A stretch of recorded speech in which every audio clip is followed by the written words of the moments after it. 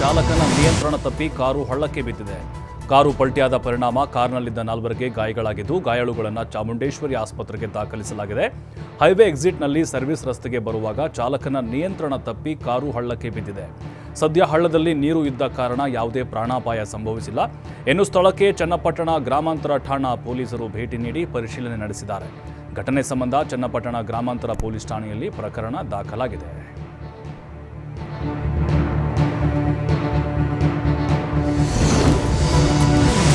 ವಾಲ್ಮೀಕಿ ಹಗರಣದಲ್ಲಿ ಸಚಿವ ಶರಣ್ ಪ್ರಕಾಶ್ ಪಾಟೀಲ್ ಹೆಸರು ತೇಲಿ ಬಂದಿರುವುದಕ್ಕೆ ಸ್ವತಃ ಸಚಿವರೇ ಸ್ಪಷ್ಟನೆ ಕೊಟ್ಟಿದ್ದಾರೆ. ನನ್ನ ಕಚೇರಿಯಲ್ಲಿ ಸಭೆ ನಡೆಸಿರುವುದು ನನಗೆ ಗೊತ್ತಿಲ್ಲ. ಮೇ 24ರಂದು ನಾನು ಕಚೇರಿಗೆ ಹೋಗಿರಲಿಲ್ಲ ಅಂತ ವೈದ್ಯಕೀಯ ಶಿಕ್ಷಣ ಸಚಿವ ಶರಣ್ ಪ್ರಕಾಶ್ ಹೇಳಿಕೆ ಕೊಟ್ಟಿದ್ದಾರೆ. ಸಚಿವರ ಕಚೇರಿಯಲ್ಲಿ ಆರೋಪಿ ಪರಶುರಾಮ್ ಸಭೆ ನಡೆಸಿದ್ದಾರೆ ಎಂಬ ಆರೋಪದ ವಿಚಾರವಾಗಿ ಪ್ರತಿಕ್ರಿಯೆ ಕೊಟ್ಟಂತಹ ಸಚಿವರು, ವಿಕಾಸ್ ಸೌಧಲ್ಲಿ ನನಗೆ ಕೊಠಡಿ ಹಂಚಿಕೆಯಾಗಿದೆ. ಅಲ್ಲಿಗೆ ಸಾಕಷ್ಟು ಜನ ಬರ್ತಾರೆ ಹೋಗ್ತಾರೆ. ಬಂಧಿತ ವಾಲ್ಮೀಕಿ ನಿಗಮದ ಅಧಿಕಾರಿ ಪರಶುರಾಮ್ ನನ್ನ ಹೆಸರು ಹೇಳಿಲ್ಲ. ಈ ಬಗ್ಗೆ ನಾನು ಕಚೇರಿ ಸಿಬ್ಬಂದಿಯನ್ನು ಕೇಳಿದ್ದೇನೆ. ಆ ರೀತಿ ಯಾವುದೇ ಸಭೆ ಆಗಿಲ್ಲ ಅಂದಿದ್ದಾರೆ. ಇದಕ್ಕೂ ನನಗೂ ಯಾವುದೇ ಸಂಬಂಧ ಇಲ್ಲ. ಬೇಕಾದರೆ ಸಿಸಿಟಿವಿ ದೃಶ್ಯವನ್ನು ಪರಿಶೀಲಿಸಲಿ. ನನ್ನ ಕಚೇರಿಯಲ್ಲಿ ಸಭೆ ಆಗಿದ್ರೆ ತನಿಖೆ ನಡೆಯಲಿ ಅಂತ ಹೇಳಿದ್ದಾರೆ. ಅವ್ರೇನು ಹೇಳ್ತಾ ಇದ್ದಾರಲ್ಲ 24ನೇ ತಾರೀಕನ್ನು ನೋಡಿದೆ. 24ನೇ ತಾರೀಕು ನಾ ಕಚೇರಿಗೆ ಹೋಗಿಲ್ಲ. ಆಮೇಲೆ ನಮಗೂ ಅದಕ್ಕೇನು ನಂದು ವಿಕಾಸ್ ಸೌಧದಲ್ಲಿ ಇರ್ತಕ್ಕಂಥ ಕಚೇರಿ, ಅದು ಗೌರ್ಮೆಂಟ್ ಆಫೀಸು. ಅಲ್ಲಿ ಸಾಕಷ್ಟು ಜನ ಬರ್ತಾರೆ, ಶಾಸಕರು ಬರ್ತಾರೆ, ಅಲ್ಲಿ ಕುಂದಿರ್ತಾರೆ, ಹೋಗ್ತಾರೆ. ನಾನು ಇಲ್ಲದೆ ಇದ್ದಾಗೂ ಕೂಡ ಅನೇಕ ಜನ ಶಾಸಕರು ಬರ್ತಾರೆ, ಅಲ್ಲಿ ಬರ್ತಾರೆ, ಕೂಡ್ತಾರೆ, ಮಾತಾಡ್ತಾರೆ, ಹೋಗ್ತಾರೆ. ಅದಕ್ಕೆ ನನಗೂ ಅದಕ್ಕೇನು ಸಂಬಂಧ ಇಲ್ಲ. ವಾಲ್ಮೀಕಿ ಹಗರಣದಲ್ಲಿ ಸಚಿವ ಶರಣ್ ಪ್ರಕಾಶ್ ಪಾಟೀಲ್ ಹೆಸರು ತೇಲಿ ಬರ್ತಾ ಇರುವುದಕ್ಕೆ ಗೃಹ ಸಚಿವ ಪರಮೇಶ್ವರ್ ಪ್ರತಿಕ್ರಿಯಿಸಿದ್ದಾರೆ. ತನಿಖೆ ನಡೆಯುತ್ತಿರುವಾಗ ಹಲವರ ಹೆಸರು ಬರುತ್ತೆ. ಅದನ್ನು ಎಸ್ಐಟಿ ಅಧಿಕಾರಿಗಳು ವಿಚಾರಣೆ ಮಾಡ್ತಾರೆ. ಅದಕ್ಕೆ ಸಂಬಂಧಪಟ್ಟ ಹೇಳಿಕೆ ಕೊಡಲು ಆಗಲ್ಲ. ಇನ್ನು ಈ ವಿಚಾರವಾಗಿ ಯಾರೇ ಏನೇ ಹೇಳಿದ್ರು ಅದನ್ನು ವೆರಿಫೈ ಮಾಡ್ತೇವೆ. ಅಗತ್ಯ ಇದ್ದರೆ ಎಸ್ಐಟಿ ಅಧಿಕಾರಿಗಳು ವಿಚಾರಣೆ ಮಾಡ್ತಾರೆ ಅಂತ ಹೇಳಿದರು. ತನಿಖೆ ನಡೀತಾ ಇರುವಾಗ ಅನೇಕ ವಿಚಾರಗಳು ಬರ್ತವೆ, ಕ್ರಾಸ್ ರೆಫರೆನ್ಸಸ್ಗಳು ಬರ್ತವೆ. ತನಿಖೆ ಮಾಡುವಾಗ ಅವರು ಯಾರನ್ನ ಅಪರಾಧಿ ಸ್ಥಾನದಲ್ಲಿ ಇರ್ತಾರೆ ಅವರು ಹೇಳಿಕೆಗಳು ಕೊಡ್ತಾರೆ. ಆ ಹೇಳಿಕೆಗಳಲ್ಲಿ ಕೆಲವರು ಹೆಸರುಗಳು ಹೇಳ್ತಾರೆ ಅಥವಾ ಕೆಲವು ಇನ್ಸಿಡೆಂಟ್ಗಳು ಹೇಳ್ತಾರೆ. ಅದನ್ನೆಲ್ಲ SITನವರು ವೆರಿಫೈ ಮಾಡಿಕೊಂಡು ಅದಕ್ಕೇನು ಕ್ರಮ ತಗೋಬೇಕೋ ಅದನ್ನು ತಗೊಳ್ತಾರೆ. ನಾವು ಅದ್ರ ಬಗ್ಗೆ ವ್ಯಾಖ್ಯಾನ ಮಾಡೋದಾಗಲಿ ಅಥವಾ ಅದ್ರ ಬಗ್ಗೆ ಇನ್ಫರೆನ್ಸ್ಗಳು ಮಾಡೋದಾಗಲಿ ಆಗೋದಿಲ್ಲ. ಯಾಕೆಂದರೆ ತನಿಖೆ ಮಾಡುವಾಗ ನಾವು ಯಾವುದೇ ಹೇಳಿಕೆಗಳನ್ನು, ಅದಕ್ಕೆ ಸಂಬಂಧವಾದಂಥ ಹೇಳಿಕೆಗಳನ್ನ ನಾವು ಯಾವುದನ್ನು ಕೂಡ ಕೊಡೋದಕ್ಕಾಗೋದಿಲ್ಲ. ಲಕ್ಷ್ಮಣ ಸವದಿ ವಿರುದ್ಧ ಸಚಿವ ಸತೀಶ್ ಜಾರಕಿಹೊಳಿ ಮತ್ತೆ ಅಸಮಾಧಾನ ಹೊರಹಾಕಿದ್ದಾರೆ. ಈ ಬಗ್ಗೆ ಬೆಂಗಳೂರಿನಲ್ಲಿ ಮಾತನಾಡಿದ ಸಚಿವ, ಲೋಕಸಭಾ ಚುನಾವಣೆಯಲ್ಲಿ ಲಕ್ಷ್ಮಣ ಸವದಿಯವರು ಸರಿಯಾಗಿ ಕೆಲಸ ಮಾಡಿಲ್ಲ. ಲಕ್ಷ್ಮಣ ಸವದಿ ಕ್ಷೇತ್ರದಲ್ಲೂ ಲೀಡ್ ಸಿಕ್ಕಿಲ್ಲ. ಕಳೆದ ವಿಧಾನಸಭಾ ಚುನಾವಣೆಯಲ್ಲಿ ಅಥಣಿಯಲ್ಲಿ 70,000 ಲೀಡ್ ಬಂದಿತ್ತು. ಆದರೆ ಈ ಲೋಕಸಭಾ ಚುನಾವಣೆಯಲ್ಲಿ ಹಿನ್ನಡೆಯಾಗಿದೆ. ಚುನಾವಣೆಗೆ ಸೌದಿ ಪಾತ್ರ ಕಡಿಮೆ ಇತ್ತು. ಇದರಿಂದ ಒಳೆಯಟು ಬಿದ್ದಿದೆ ಅಂತ ಅನ್ನಿಸ್ತಾ ಇದೆ. ಅವರಿಂದಲೋ ಅಥವಾ ಕಾರ್ಯಕರ್ತರಿಂದ ಕಡಿಮೆ ಆಯಿತು, ಇದಕ್ಕೆ ಅವರೇ ಉತ್ತರ ಕೊಡಬೇಕು ಅಂತ ಸೌದಿ ವಿರುದ್ಧ ಆಕ್ರೋಶ ಹೊರಹಾಕಿದ್ದಾರೆ. ನಮಗೆ ಅವರಿಂದ ಸಮಸ್ಯೆ ಆಗಿದೆ, ಅಡೆತಡೆ ಆಗಿದೆ ಅಂತ ನಮಗೆ ಕಂಡು ಬರ್ತದೆ ಅಂತ ಹೇಳಿದ್ದೀವಿ. ಇನ್ನಂಗೆ ಆಗಿಲ್ಲ, ಯಾಕಾಗೈತಿ ಅವ್ರು ನಮಗೆ ಕೇಳಲಿಕ್ಕಾಗಲ್ಲ. ನಮಗೆ ತಿಳಿದು ನಾವು ಹೇಳಿದ್ದೀವಿ ಅಷ್ಟೇ. ಕೂಡ ನಮಗೆ ನಮ್ಮ ಟಾರ್ಗೆಟ್ ಅಲ್ಲ ನಮಗೆ ಟಾರ್ಗೆಟ್. ನಮ್ಮಲ್ಲಿ ಉದ್ದೇಶಪೂರ್ವಕ ಟಾರ್ಗೆಟ್ ಮಾಡಿಲ್ಲ. ಅವ್ನು ಬಿಟ್ಟು ಬೇರೆ ಯಾಕೆ ಮಾಡಿಲ್ಲ ಟಾರ್ಗೆಟ್ ಅಂತ ಹೇಳೋಕ್ಕಾಗಲ್ಲ. ಈಗ ಅವ್ರಲ್ಲಿ ಕಡಿಮೆ ಆಗಿದ್ದು ಸುಳ್ಳು ನಿಜ ಅತನ್ಯಾಗ ಮತ್ತು ಅದಕ್ಕೆ ಅಲ್ಲ, ಅನಾವಶ್ಯಕ ನಾವೇನು ಟಾರ್ಗೆಟ್ ಮಾಡಿಲ್ಲ. ಅಲ್ಲಿ ಆಗಿರುವಂಥ ಘಟನೆಗಳನ್ನು ಅವರ ಗಮನಕ್ಕೆ ತರುವಂಥ ಪ್ರಯತ್ನ ಮಾಡಿದ್ದೀವಿ. ಇನ್ನು ಹೀಗೆ ಹೌದು ಅಲ್ಲ ಅಂತ ಅವ್ರು ಹೇಳಬೇಕು, ಅದಕ್ಕೆ ಸ್ಪಷ್ಟೀಕರಣ. ಪ್ರಜ್ವಲ್ ರೇವಣ್ಣ ವಿರುದ್ಧ ಅತ್ಯಾಚಾರ ಪ್ರಕರಣ ಸಂಬಂಧ ಪ್ರಜ್ವಲ್ ಗೆಳತಿಗೆ SIT ನೋಟಿಸ್ ನೀಡಿದೆ. ವಿದೇಶದಲ್ಲಿ ತಲೆಮರೆಸಿಕೊಳ್ಳುವುದಕ್ಕೆ ಹಣ ಸಹಾಯ ಮಾಡಿದ ಆರೋಪದಡಿ ನೋಟಿಸ್ ನೀಡಿದೆ. ಜೊತೆಗೆ ಇಲ್ಲಿನ ವಿದ್ಯಮಾನಗಳನ್ನು ಅಪ್ಡೇಟ್ ಮಾಡುತ್ತಿದ್ದ ಹಿನ್ನೆಲೆ SIT ತನಿಖಾಧಿಕಾರಿಗಳು ನೋಟಿಸ್ ನೀಡಿದ್ದಾರೆ. ಪ್ರಜ್ವಲ್ ವಿಚಾರಣೆಗೆ ಹಾಜರಾಗುವಂತೆ ಹಲವು ಬಾರಿ ನೋಟಿಸ್ ನೀಡಿದರೂ ಕೂಡ ಅವರು ವಿಚಾರಣೆಗೆ ಬಂದಿರಲಿಲ್ಲ. ಈ ಹಿನ್ನೆಲೆಯಲ್ಲಿ ಆರ್ಥಿಕವಾಗಿ ಕಟ್ಟಿಹಾಕಲು ಬ್ಯಾಂಕ್ ಅಕೌಂಟ್ ಸೀಸ್ ಮಾಡೋಕೆ SIT ಮುಂದಾಗಿತ್ತು. ಈ ವೇಳೆ ತನಿಖೆ ನಡೆಸಿದಾಗ ಪ್ರಜ್ವಲ್ಗೆ ಹಣ ವರ್ಗಾವಣೆ ಮಾಡಿದ ಅಕೌಂಟ್ಗಳ ಮೇಲೆ SIT ನಿಗಾ ಇಟ್ಟಿದ್ದು, ಆ ವೇಳೆ ಪ್ರಜ್ವಲ್ ಗರ್ಲ್ ಫ್ರೆಂಡ್ ಹಣ ಸಹಾಯ ಮಾಡಿರುವುದು ಹಾಗೆ ಆಶ್ರಯ ಕಲ್ಪಿಸಿದ್ದಕ್ಕಾಗಿ ಮಹತ್ವದ ಸಾಕ್ಷಿ ಪತ್ತೆಯಾಗಿದೆ. ಈ ನಿಟ್ಟಿನಲ್ಲಿ SIT ಪ್ರಜ್ವಲ್ ಗರ್ಲ್ ಫ್ರೆಂಡ್ಗೆ ನೋಟಿಸ್ ನೀಡಿ ವಿವರವನ್ನು ಕೇಳಿದ್ದಾರೆ.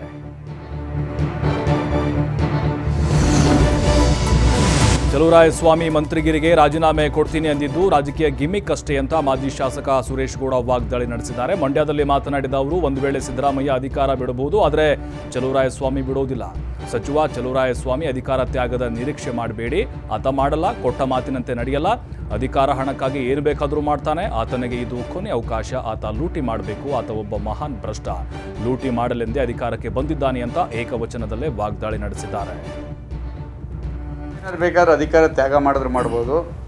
ಚಲುವರಾಯಸ್ವಾಮಿಯಿಂದ ಅಧಿಕಾರ ತ್ಯಾಗ ಮಾಡಿದಾಗ ನಿರೀಕ್ಷೆ ಮಾಡಬೇಡಿ. ಯಾಕೆಂದರೆ ಕೊನೆ ಅವಕಾಶ. ಪಾಪ ಲೂಟಿ ಹೊಡಿಬೇಕು. ಅವ್ರು ಯಾವುದೇ ನೈತಿಕತೆಯೂ ಇಲ್ಲ, ನಾಲ್ಗೆ ಮೇಲೆ ಹಿಡಿತನೂ ಇಲ್ಲ, ಕೊಟ್ಟು ಮಾತನ್ನ ಉಳಿಸ್ಕೊಳ್ಳೋದು ಇಲ್ಲ. ಸೊ ಅದರಿಂದ ನಾನು ವೈಯಕ್ತಿಕವಾಗಿ ಅವರು ರಾಜೀನಾಮೆ ಕೊಡ್ತಾರೆ, ಮತ್ತನ್ನು ಕೊಡ್ತಾರೆ ಅಂತ ನಾನು ನಂಬೋದಿಲ್ಲ. ಯಾಕೆಂದರೆ ಅವ್ರ ನೈತಿಕತೆಯೂ ಇಲ್ಲ. ಬಹುತೇಕ ಸಿದ್ದರಾಮಯ್ಯನವ್ರು ಬೇಕಾದ್ರೆ ಅಧಿಕಾರ ತ್ಯಾಗ ಮಾಡಿದ್ರೆ ಮಾಡ್ಬೋದು. ಚಲುವರಾಯಸ್ವಾಮಿಯಿಂದ ಅಧಿಕಾರ ತ್ಯಾಗ ಮಾಡಿದಾಗ ನಿರೀಕ್ಷೆ ಮಾಡಬೇಡಿ. ಯಾಕೆಂದರೆ ಕೊನೆ ಅವಕಾಶ. ಪಾಪ ಲೂಟಿ ಹೊಡಿಬೇಕು. ಅವ್ರು ಯಾವುದೇ ನೈತಿಕತೆಯೂ ಇಲ್ಲ, ನಾಲ್ಗೆ ಮೇಲೆ ಹಿಡಿತನೂ ಇಲ್ಲ, ಕೊಟ್ಟು ಮಾತನ್ನ ಉಳಿಸ್ಕೊಳ್ಳೋದು ಇಲ್ಲ.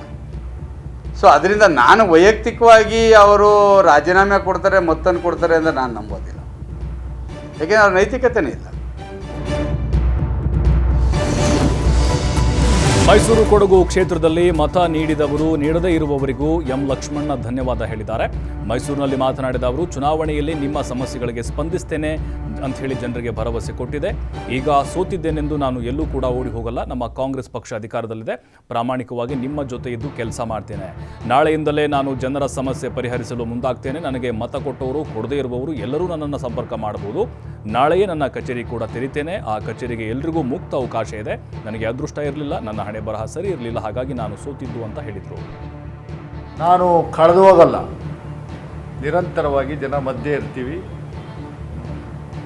ಪ್ರತಿ ಕ್ಷೇತ್ರಗಳಿಗೆ ಹೋಗಿ ನಾನು ಚುನಾವಣೆ ಸಂದರ್ಭದಲ್ಲಿ ಏನು ಆಶ್ವಾಸನೆಯನ್ನು ಕೊಟ್ಟಿದ್ದೆ, ನಾನು ಗೆದ್ದರೆ ಪ್ರತಿ ಕ್ಷೇತ್ರಗಳಿಗೆ ಬರ್ತೀನಿ, ಪ್ರತಿ ಊರಿಗೆ ಬರ್ತೀನಿ, ನಿಮ್ಮ ಸಮಸ್ಯೆಗಳನ್ನು ಆಲಿಸ್ತೀನಿ, ಅದಕ್ಕೆ ಪರಿಹಾರ ಕಂಡುಕೊಡುವಂಥದಕ್ಕೆ ಪ್ರಾಮಾಣಿಕ ಪ್ರಯತ್ನ ಮಾಡ್ತೀನಿ. ಆಶ್ವಾಸನೆಯನ್ನು ಕೊಟ್ಟಿದ್ದೇನೆ. ಆ ಆಶ್ವಾಸನೆಯನ್ನು 100ಕ್ಕೂ 100ರಷ್ಟು ನನಗೆ ಅಧಿಕಾರ ಇಲ್ಲದೇ ಇದ್ದರೂ ರಾಜ್ಯದಲ್ಲಿ ನಮ್ಮ ಸರ್ಕಾರ ಇರುತ್ತೆ. ಸಾಕಷ್ಟು ನನ್ನ ವ್ಯಾಪ್ತಿನಲ್ಲಿ ಎಷ್ಟು ಕೆಲಸ ಮಾಡೋಕ್ಕಾಗುತ್ತೋ, ಜನರಿಗೆ ಎಷ್ಟು ಸಹಾಯ ಮಾಡೋಕ್ಕಾಗುತ್ತೋ ಅಷ್ಟು ಸಹಾಯನ 100ಕ್ಕೂ 100ರಷ್ಟು ನಾನು ಮಾಡ್ತೀನಿ. ಮರಿತಿಬ್ಬೇಗೌಡ ಅವಕಾಶವಾದಿ ರಾಜಕಾರಣಿ ಎಂಬ ಜೆಡಿಎಸ್ ನಾಯಕರ ಆರೋಪಕ್ಕೆ ಮರಿತಿಬ್ಬೇಗೌಡ ತಿರುಗೇಟು ನೀಡಿದ್ದಾರೆ. ಮೈಸೂರಿನಲ್ಲಿ ಮಾತನಾಡಿದ ಅವರು, ಪಕ್ಷ ಉಳಿಸಿಕೊಳ್ಳಲಿಕ್ಕೆ ಜೆಡಿಎಸ್ನವರು ಮುಂದಾಗಿದ್ದಾರೆ. ತಮ್ಮ ಉಳಿವಿಗೋಸ್ಕರ ಪಕ್ಷವನ್ನು ಬಿಜೆಪಿಯವ್ರ ಬಳಿ ಅಡ ಇಟ್ಟಿದ್ದಾರೆ. ನಾನು ಕಾಂಗ್ರೆಸ್ ಅಧಿಕಾರಕ್ಕೆ ಬಂದ ನಂತರ ಪಕ್ಷ ಸೇರ್ಪಡೆಯಾಗಿಲ್ಲ. ಪದವೀಧರ ಕ್ಷೇತ್ರದ ಚುನಾವಣೆ ವೇಳೆಯೇ ಜೆಡಿಎಸ್ನಿಂದ ಅಂತರ ಕಾಯ್ದುಕೊಂಡಿದೆ. ರಾಜ್ಯದಲ್ಲಿ ಕಾಂಗ್ರೆಸ್ ಪಕ್ಷ ಅಧಿಕಾರಕ್ಕೆ ಬರುತ್ತೆ ಅಂತ ನಿರೀಕ್ಷೆ ಕೂಡ ಮಾಡಿರಲಿಲ್ಲ. ಕಾಂಗ್ರೆಸ್ ಪಕ್ಷ ಸೇರುವಾಗಲೂ ನಾನು ಯಾವುದೇ ಷರತ್ತು ಹಾಕಿಲ್ಲ. ಪಕ್ಷ ಏನೇ ಜವಾಬ್ದಾರಿ ನೀಡಿದರೂ ಕೂಡ ಮಾಡ್ತೇನೆ. ಇಬ್ಬರು ಮೂರ್ಖರು ಸೇರಿ ಓರ್ವ ಸಮರ್ಥ ಅಭ್ಯರ್ಥಿಯನ್ನ ಸೋಲಿಸುವುದೇ ಪ್ರಜಾಪ್ರಭುತ್ವ. ಈ ಮಾತನ್ನ ವಾಜಪೇಯಿ ಅವರು ಹೇಳಿದ್ದಾರೆ. ಈ ಮಾತು ನನಗೂ ಅನ್ವಯವಾಗುತ್ತದೆ ಎಂದು ಸೋಲಿನ ಬಗ್ಗೆ ಅಸಮಾಧಾನ ಹೊರಹಾಕಿದ್ದಾರೆ. ಕಾಂಗ್ರೆಸ್ ಪಕ್ಷ ರಾಜ್ಯದಲ್ಲಿ ಅಧಿಕಾರಕ್ಕೆ ಬಂದ ಮೇಲೆ ನಾನು ತೋರ್ದಿಲ್ಲ. ಕಾಂಗ್ರೆಸ್ ಪಕ್ಷ ಅಧಿಕಾರಕ್ಕೆ ಬರೋ ಮುನ್ನ ಪದವೀಧರ ಕ್ಷೇತ್ರದ ಚುನಾವಣೆ ಮುನ್ನನೇ ನಾನು ನಮ್ಮ ಪಕ್ಷದಲ್ಲಿ ಅಂತರ ಕಾಯ್ಕೊಂಡಿದ್ದೆ. ನಾಳೆ ಈ ನಾಡಿನಲ್ಲಿ ಕಾಂಗ್ರೆಸ್ ಅಧಿಕಾರಕ್ಕೆ ಬರ್ತದೆ ಅಂತಕ್ಕಂಥ ಯಾವುದೇ ನಿರೀಕ್ಷೆ ನನಗಿರಲಿಲ್ಲ. ಆದರೆ ನನಗೆ ಟಿಕೆಟನ್ನು ಕೊಟ್ಟಂಥದ್ದು ಕಾಂಗ್ರೆಸ್ ಪಕ್ಷ. ನಾನು ರಾಜೀನಾಮೆ ಕೊಟ್ಟು ಕಾಂಗ್ರೆಸ್ ಪಕ್ಷ ಸೇರ್ಪಡೆ ಆದಮೇಲೆ. ಅದರಿಂದ ಈ ರೀತಿ ಹೇಳ್ತಕ್ಕಂಥವ್ರು ಇದ್ದಾರಲ್ಲ, ಆ ನಾಯಕರ ಬಗ್ಗೆನೂ ನನಗೆ ಚೆನ್ನಾಗಿ ಗೊತ್ತು. ಒಂದೇ ಕುಟುಂಬದ 4 ಆತ್ಮಹತ್ಯೆಗೆ ಯತ್ನಿಸಿರುವ ಘಟನೆ ಚಾಮರಾಜನಗರ ಜಿಲ್ಲೆಯ ಹನ್ನೂರು ತಾಲೂಕಿನ ಮಲೆಮಹದೇಶ್ವರ ಬೆಟ್ಟದ ತಪ್ಪಲಿನ ತಾಳ ಬೆಟ್ಟದಲ್ಲಿ ನಡೆದಿದೆ. ಪತಿ ಮಹದೇವ್ ನಾಯಕ, ಪತ್ನಿ ಗೌರಮ್ಮ, ಮಗಳು ಲೀಲಾವತಿ, ಮೊಮ್ಮಗಳು ರಿಷಿಕಾ ಎನ್ನುವರು ಕ್ರಿಮಿನಾಶಕ ಸೇವಿಸಿ ಆತ್ಮಹತ್ಯೆಗೆ ಯತ್ನಿಸಿದ್ದಾರೆ. ಇನ್ನು ಪತಿ ಸಾವನ್ನಪ್ಪಿದ್ದು, 3ರ ಸ್ಥಿತಿ ಚಿಂತಾಜನಕವಾಗಿದೆ. ಎಲ್ಲರೂ ಕಾಮಗೆರೆ ಹೋಲಿ ಕ್ರಾಸ್ ಆಸ್ಪತ್ರೆ ಚಿಕಿತ್ಸೆ ಪಡಿತಾ ಇದ್ದಾರೆ. ಸದ್ಯ ಸಾಮೂಹಿಕ ಆತ್ಮಹತ್ಯೆಗೆ ಕಾರಣ ಗೊತ್ತಾಗಿಲ್ಲ. ಘಟನೆ ಸಂಬಂಧ ಮಲೆಮಹದೇಶ್ವರ ಬೆಟ್ಟ ಪೊಲೀಸ್ ಠಾಣೆಯಲ್ಲಿ ಪ್ರಕರಣ ದಾಖಲಾಗಿದೆ.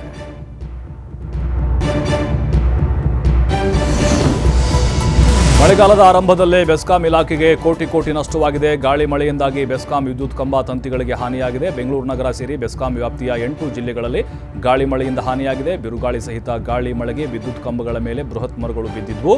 ಇನ್ನು ಹಲವೆಡೆ ಸಿಡಿಲಿನಿಂದ ವಿದ್ಯುತ್ ಟ್ರಾನ್ಸ್ಫಾರ್ಮರ್ಗೆ ಹಾನಿಯಾಗಿದೆ. ಅದರಲ್ಲೂ ಮೇ ತಿಂಗಳಿಂದ ಜೂನ್ 5ರವರೆಗೆ ಬರೋಬ್ಬರಿ 13 ಕೋಟಿ ನಷ್ಟವಾಗಿದೆ.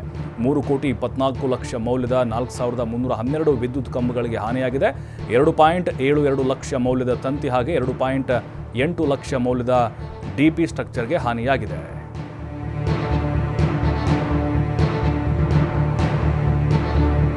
ಮೊಬೈಲ್ನಲ್ಲಿ ಸೆರೆಯಾಗಿದೆ.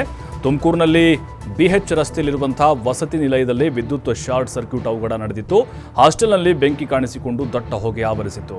250ಕ್ಕೂ ಹೆಚ್ಚು ವಿದ್ಯಾರ್ಥಿನಿಯರು ಮನೆಯಿಂದ ಹೊರಬಂದು ಜೀವ ಉಳಿಸಿಕೊಂಡಿದ್ರು. ಶಾರ್ಟ್ ಸರ್ಕ್ಯೂಟ್ ಆಗಿದ್ದ ದೃಶ್ಯವನ್ನ ವಿದ್ಯಾರ್ಥಿನಿಯರು ಸೆರೆ ಹಿಡಿದಿದ್ದಾರೆ.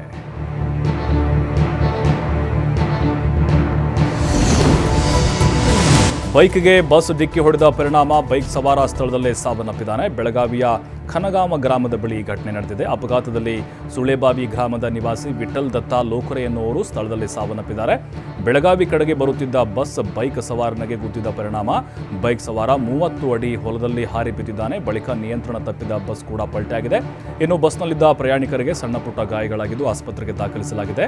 ಘಟನೆ ಸಂಬಂಧ ಮಾರಿಹಾಳ ಪೊಲೀಸ್ ಠಾಣೆಯಲ್ಲಿ ಪ್ರಕರಣ ದಾಖಲಾಗಿದೆ.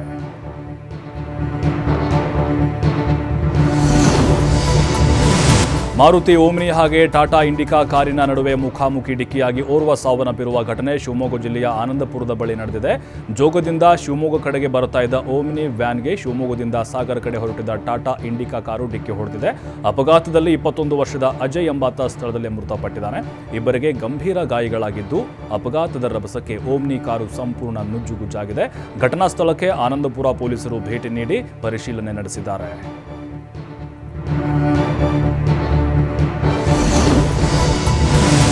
ಆಕಸ್ಮಿಕ ಅಗ್ನಿ ಅವಘಡಕ್ಕೆ 5ಕ್ಕೂ ಅಧಿಕ ಅಂಗಡಿಗಳು ಬೆಂಕಿಗಾಹುತಿಯಾಗಿದ್ದಾವೆ. ಹಾವೇರಿ ಜಿಲ್ಲೆ ಹಿರೇಕೆರೂರು ತಾಲೂಕಿನ ಚಿಕ್ಕೆರೂರು ಗ್ರಾಮದಲ್ಲಿ ಬೆಂಕಿಯ ಕೆನ್ನಾಲಿಗೆಗೆ ಅಂಗಡಿಗಳು ಸುಟ್ಟು ಭಸ್ಮವಾಗಿದ್ದಾವೆ.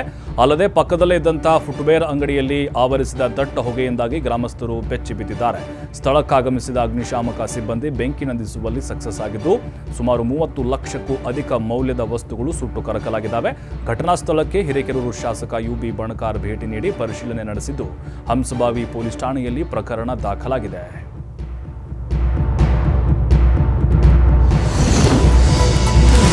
ವಿಜಯಪುರ ಜಿಲ್ಲೆಯಲ್ಲಿ ವರುಣ ಅಬ್ಬರಿಸಿ ಬೊಬ್ಬಿರಿತಾ ಇದ್ದಾನೆ. ದೇವರ ಹಿಪ್ಪರಗಿ ತಾಲೂಕಿನ ಯಾಳವಾರ ಗ್ರಾಮದ ಸೇತುವೆ ಸಂಪೂರ್ಣ ಜಲಾವೃತವಾಗಿದೆ.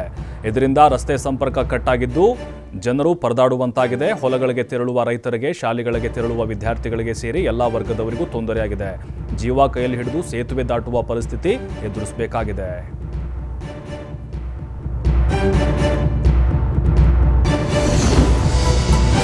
ಬಾಗಲಕೋಟೆಯಲ್ಲಿ ಮುಂಗಾರು ಮಳೆ ಆರ್ಭಟಕ್ಕೆ ಭಾರೀ ಅವಾಂತರವೇ ಸೃಷ್ಟಿಯಾಗಿದೆ. ಬದಾಮಿ ತಾಲೂಕಿನಲ್ಲಿ ನೀರಬೂದಿಹಾಳ, ಜಲಗೇರಿ, ಕೆರಕಲಮಟ್ಟಿ ಗ್ರಾಮದ ರೈತರು ಕಳೆದ ವಾರವಷ್ಟೇ ಸಜ್ಜೆ, ಅಲಸಂದಿ, ಸೋಯಾಬೀನ್, ಮೆಕ್ಕೆಜೋಳ ಬಿತ್ತನೆ ಮಾಡಿದ್ರು. ಆದ್ರೀಗ ಬಿತ್ತನೆ ಮಾಡಿದ ಜಮೀನಲ್ಲಿ ನೀರು ನಿಂತಿದ್ದು ರೈತರಿಗೆ ಭೂಮಿಯೊಳಗಿರುವ ಬೀಜಕ್ಕೆ ಹಾನಿಯಾಗುವ ಆತಂಕ ಎದುರಾಗಿದೆ.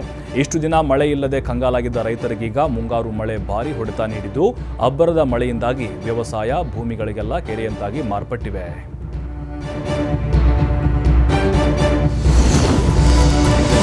ಮನೆಗಳ ಮೇಲಿನ ಗಿಡಗಳನ್ನು ಕೀಳಲು ಹೋಗಿ ಪಂಪ್ ಆಪರೇಟರ್ ಸಾವನ್ನಪ್ಪಿರುವ ಘಟನೆ ಹುಬ್ಬಳ್ಳಿಯ ಗಿರಣಿ ಚಾಳ ಬಳಿ ನಡೆದಿದೆ. ಪೋಸ್ಟ್ ಆಫೀಸ್ ಕ್ವಾರ್ಟರ್ಸ್ನಲ್ಲಿ ಮನೆಯ ಮೇಲಿದ್ದ ಗಿಡಗಳನ್ನು ಸ್ವಚ್ಛಗೊಳಿಸುವ ವೇಳೆ 60 ವರ್ಷದ ನಿಂಗಪ್ಪ ಉಪ್ಪಾರ್ ಎಂಬಾತ ಸಾವನ್ನಪ್ಪಿದ್ದಾರೆ. ಕಳೆದ 40 ವರ್ಷಗಳಿಂದ ಪೋಸ್ಟ್ ಆಫೀಸ್ ಕ್ವಾರ್ಟರ್ಸ್ನಲ್ಲಿ ಪಂಪ್ ಆಪರೇಟರ್ ಆಗಿ ಕೆಲಸ ಮಾಡ್ತಾ ಇದ್ರು. ಆದರೆ 60 ವರ್ಷವಾದರೂ ಮನೆಗಳ ಮೇಲೆ ಹತ್ತಿ ಗಿಡಗಳನ್ನು ಕೀಳೋಕೆ ಹೋಗಿ ಬಿದ್ದು ಸಾವನ್ನಪ್ಪಿದ್ದಾರೆ.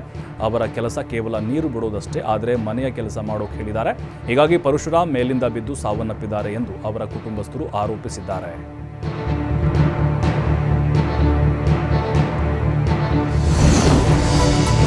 ವಿದ್ಯುತ್ ಲೈನ್ ಸರಿಪಡಿಸುವ ವೇಳೆ ಕರೆಂಟ್ ಶಾಕ್ನಿಂದ ಲೈನ್ಮೆನ್ ಸ್ಥಳದಲ್ಲಿ ಸಾವನ್ನಪ್ಪಿದ್ದಾನೆ. ಚಿಕ್ಕಬಳ್ಳಾಪುರ ಜಿಲ್ಲೆಯ ಮಂಚೇನಹಳ್ಳಿ ತಾಲೂಕಿನ ಬಿಸಲಹಳ್ಳಿಯಲ್ಲಿ ಈ ದುರ್ಘಟನೆ ಸಂಭವಿಸಿದೆ. 28 ವರ್ಷದ ಉದಯ್ ಎಂಬಾತ ಲೈನ್ ಆಫ್ ಮಾಡಿಸಿ ಕರೆಂಟ್ ಸರಿಪಡಿಸೋಕೆ ಕಂಬ ಹತ್ತಿದ್ರು. ಈ ವೇಳೆ ಏಕಾಏಕಿ ವಿದ್ಯುತ್ ಸಂಚರಿಸಿ ಉದಯ್ ಕಂಬದ ಮೇಲೆಯೇ ಸಾವನ್ನಪ್ಪಿದ್ದಾರೆ. ಬೆಸ್ಕಾಂ ಅಧಿಕಾರಿಗಳ ನಿರ್ಲಕ್ಷ್ಯಕ್ಕೆ ಸಾರ್ವಜನಿಕರು ಆಕ್ರೋಶ ಹೊರಹಾಕಿದ್ದು ಮಂಚೇನಹಳ್ಳಿ ಪೊಲೀಸ್ ಠಾಣೆಯಲ್ಲಿ ಪ್ರಕರಣ ದಾಖಲಾಗಿದೆ.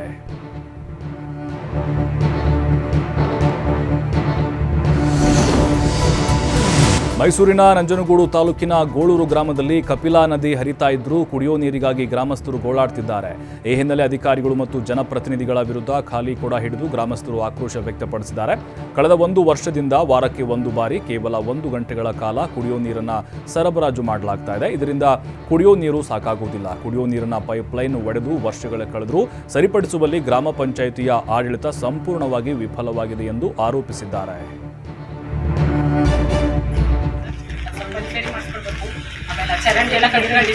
ಎಲ್ಲ ಆಯ್ತು ಹೊಡೆದೋಗಿದ್ದು ಟಿಪ್ಪರ್ಗಳು ಹೊಡೆದಾಕ್ಬಿಟ್ಟು ನೀರು ಬರ್ತಾ ಇಲ್ಲ ಇದೊಂದು ಇದು ನಾವು ಆ ಕಡೆ ಮಣ್ಣು ಅಂತ ತಕ್ಕ ಬರ್ತೀವಿ ಅವರು ಹೋಗಿ ಹಿಡ್ಕೊಬರ್ತೀವಿ ಅಂಡಿ ಆಟೋರಿಲ್ಲ ಇನ್ನಲ್ಲಿ ಅದು ಡ್ರೈನೇಜ್ ನೀರು ಮಿಕ್ಸ್ ಆಯ್ತಿದೆ ಅದಕ್ಕೆ ಮಿಸ್ ಆಯ್ತಾ ಅದನ್ನೇ ಕುಡಿತಾ ಇದ್ದೀರಾ? ಏನ್ ಮಾಡಿದ್ರೆ ಅಲ್ಲ ಕುಡಿತಾ ಇಲ್ಲ ಅಲ್ಲಿ ಹೋಗ್ತಾ ಪಂಚಾಯತಿ ಅಧಿಕಾರಿಗಳಿಗೆ ಧಿಕ್ಕಾರ.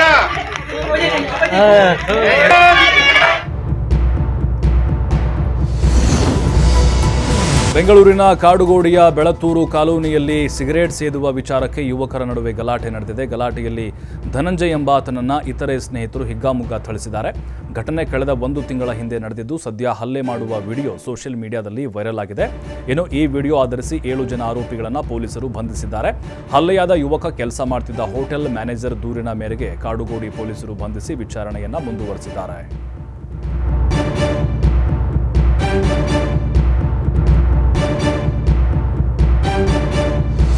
ಯುವಕನಿಗೆ ಯುವತಿ ಸಂಬಂಧಿಕರು ಧರ್ಮದೇಟು ನೀಡಿರುವಂತಹ ಘಟನೆ ಮಂಗಳೂರಿನ ಬಲ್ಲಾಳ್ ಬಾಗ್ ಎಂಬಲ್ಲಿ ನಡೆದಿದೆ. ಸ್ಟೇಟ್ ಬ್ಯಾಂಕ್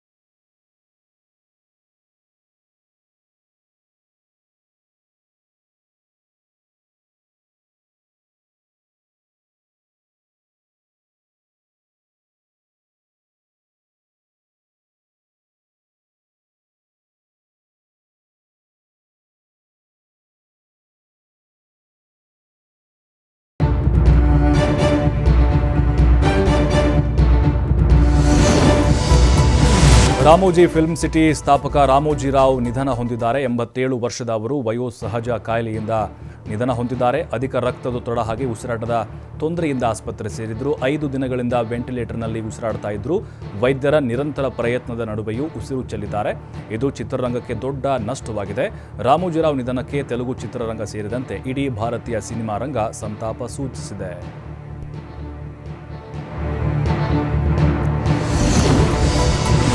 ಇನ್ನು ಮುಂದೆ ಚುನಾವಣಾ ಭವಿಷ್ಯ ನುಡಿಯಲ್ಲ ಎಂದು ಖ್ಯಾತ ಚುನಾವಣಾ ತಜ್ಞ ಪ್ರಶಾಂತ್ ಕಿಶೋರ್ ಘೋಷಣೆ ಮಾಡಿದ್ದಾರೆ. ಚುನಾವಣಾ ಫಲಿತಾಂಶದ ಕುರಿತು ಭವಿಷ್ಯ ನುಡಿದಿದ್ದ ಖ್ಯಾತ ಚುನಾವಣಾ ತಂತ್ರಜ್ಞ ಪ್ರಶಾಂತ್ ಕಿಶೋರ್ ತಮ್ಮ ಭವಿಷ್ಯ ಸುಳ್ಳಾದ ಹಿನ್ನೆಲೆಯಲ್ಲಿ ಇನ್ನು ಮುಂದೆ ಚುನಾವಣಾ ಭವಿಷ್ಯ ನುಡಿಯಲ್ಲ ಅಂತ ಹೇಳಿದ್ದಾರೆ. ಖಾಸಗಿ ಸುದ್ದಿವಾಹಿನಿಯೊಂದಿಗೆ ಮಾತನಾಡಿದ